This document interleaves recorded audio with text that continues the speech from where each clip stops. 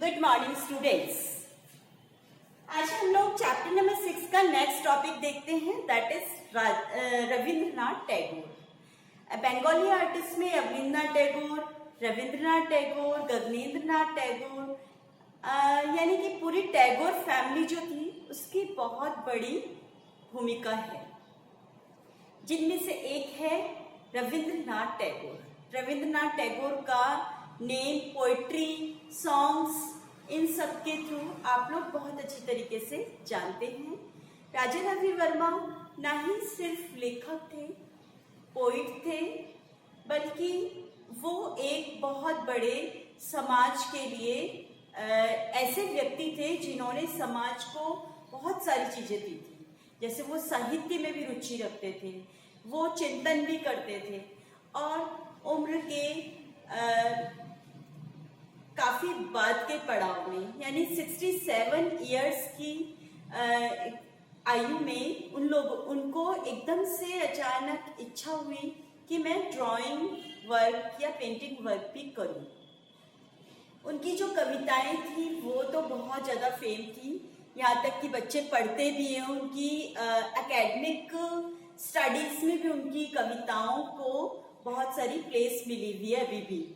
लेकिन उन कविताओं के छंदों में से कुछ अनर्गल शब्द, कुछ मतलब ऐसे शब्द जो कि अनयूज्ड थे, उनको हटाकर और जो कुछ बहुत काम आने वाले शब्द, बहुत इम्पोर्टेंट शब्द हैं, उन शब्दों को पिरोकर उन्होंने ड्राइंग बनाना चालू किया, जिसकी वजह से उनकी जो पेंटिंग्स थी उनमें इमेजिनेशंस जो थी वो बहुत ज़्यादा थी। वो बच्चों जैसा कार्य करते थे। उन्होंने कोई एकेडमिकल स्टडी नहीं ली थी आर्ट की, इसीलिए वो जो काम करते थे वो एकदम स्वतंत्र और स्वच्छंद तरीके से करते थे, नियमों से परे करते थे और किसी की बाध्यता में नहीं रहते थे, यानी कि किसी की कोई बाउंडेशन नहीं थी उनके ऊपर। वो एकदम फ्रीडमली वर्क करते थे अपना। इसके कारण उनकी जो पेंटिंग्स है उनको बाल सुलभ पेंटिंग्स भी कहा जाता है, यानी बच्चों जैसी पेंटिंग्स वो किया करते थे। जैसे मन हुआ वैसे बना दिया, जो मन हुआ वो कलर भर दिया। कलर्स की अगर बात आती है तो हम ये जानना चाहेंगे कि रविंद्रनाथ टैगोर किस टाइप के कलर्स यूज लेते थे। ये डार्क और स्टर्निंग और अट्रैक्टिव कलर्स को अपनी पेंटिंग्स में जगह देते थे।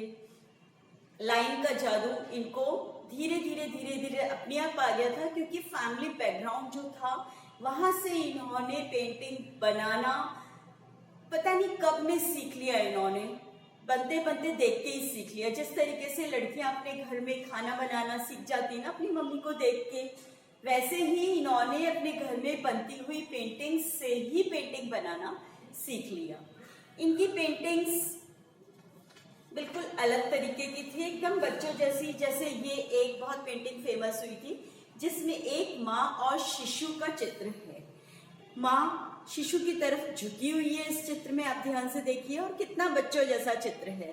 लेकिन इनकी पेंटिंग्स में जो इंटरनल मीन होता था ना, जो आंतरिक जो अर्थ होता था, वो दिल को छू जाने वाला होता था। रविंद्रनाथ टैगोर देश में ही नहीं विदेश में भी बहुत अधिक प्रसिद्ध हुए। अंतर्राष्ट्रीय प्रदर्शनियां लगी उनकी, और राजा रवि वर्मा बहुत कम समय में ही इतना ज्यादा फेम हो गए कि उन्होंने अपनी पेंटिंग्स एक मतलब बड़ी क्वांटिटी में पेंटिंग्स उन्होंने लगभग 3000 पेंटिंग्स बहुत कम टाइम पीरियड में ही बना डाली। वो कलर्ड इंक का यूज लेते थे पेंटिंग्स बनाते समय, पेन का यूज लेते थे, और इसके अलावा उन्होंने वाटर कलर में भी बहुत सारा काम किया था। यानी उनके मीडियम्स भी एकदम बच्चों जैसे होते थे, जो हाथ में आ गया उससे उन्होंने पेंटिंग बना डाली। पर पेंटिंग्स वास्तव में लोगों को अट्रैक्ट करने वाली होती थी, और बच्चों को तो उनकी पेंटिंग बहुत ज्यादा पसंद आती थी। रविंद्रनाथ टैगोर क्योंकि नियमों और आदर्शों से मुक्त थे, इसलिए उन्होंने आने वाले युवा कलाकारों को ये संदेश दिया था, ये मैसेज दिया था कि आप जो भी वर्क करें वो किसी की बाउंडेशन में आके नहीं करें, और इसीलिए उस टाइप के किए गए वर्क के रिजल्ट बहुत अच्छे आते हैं। जब आप किसी के कहने से कुछ करते हैं ना, तब उसके रिजल्ट इतने अच्छे नहीं मिलते बच्चों, लेकिन हमारा मन होता है जिस काम को करने का। काम हमेशा पॉजिटिव वर्क ही करनी चाहिए, नेगेटिव वे में नहीं जाना चाहिए हमें, लेकिन पॉजिटिवली किए गए जो वर्क होते हैं, अगर हमारी इच्छा है, हमारी हॉबी है, हमारा इंटरेस्ट है उस चीज को करने में, तो निश्चित रूप से वो वर्क, उस क्वालिटी जो है उसकी, वो बहुत ही अच्छी निकल कर आती है। ये चीज हमें सीखने को मिली रविन्द्रनाथ टैगोर से। और दूसरी चीज ये सीखने को मिली कि किसी भी चीज को, किसी भी अच्छे काम को करने के लिए कोई उम्र नहीं होती है, कोई सीमा नहीं होती है, और ना ही शिक्षा के लिए कोई शिक्षा यानी सीखने की, पढ़ाई को सीखने की कोई उम्र नहीं होती है। देखो, उन्होंने 67 इयर्स में जाकर पेंटिंग बनाना शुरू किया था।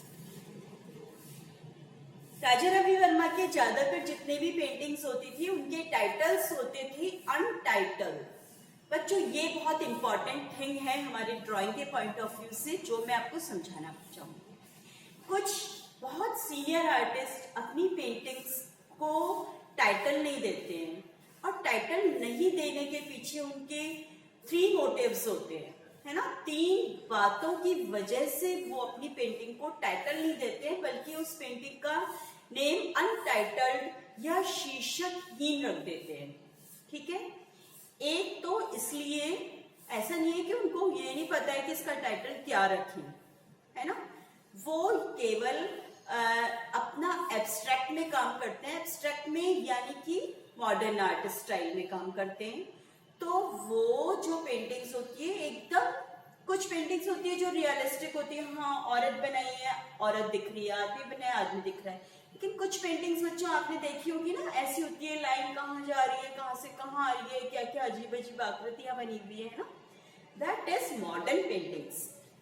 और उन मॉडर्न पेंटिंग्स को ऐसे ही नहीं बना दिया जाता, उनके अंदर छुपा हुआ गूढ़ अर्थ होता है जो कलाकार को ही मालूम होता है। लेकिन वो कलाकार उसका अनटाइटल्ड नेम देकर, और उसके पास में जब आर्ट गैलरी होती है, आर्ट गैलरी में अपनी फाइल रख देता है और लोगों को बोलता है कि अनटाइटल्ड पेंटिंग जो है उनके आप अपने तरीके से आप कौन सा नाम रखना चाहोगे।